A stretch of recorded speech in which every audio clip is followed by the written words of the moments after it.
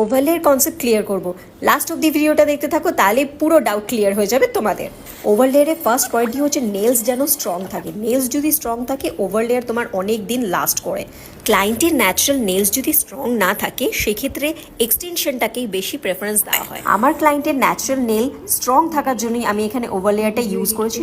ওভারলেয়ারের ক্ষেত্রে আরেকটা important tips হলো, জেলের ক্ষেত্রে hard gel, soft gel, medium gel সব রকম ওভারলেয়ারই নেলসের উপরে যায়, কিন্তু সেটার প্রেফারেন্স এইভাবে হয় যে সে নেলসটা মানে তোমার ক্লায়েন্ট নেলসটা কিভাবে কতদিন টেকাতে চাইছে বা কতদিনের জন্য নেলসটাকে রাখতে চাইছে তার উপর টোটালি ডিপেন্ড করছে। আজকের কাজটা তোমাদের কেমন লেগেছে জানাতে ভুলো না। এই টিপসগুলো তোমাদের আদৌ ভালো লাগছে কিনা, হেল্প হচ্ছে কিনা সেটা আমাকে জানাতে ভুলো না কমেন্টের মাধ্যমে। দেখা হচ্ছে নেক্সট ভিডিওয়ে, বাই।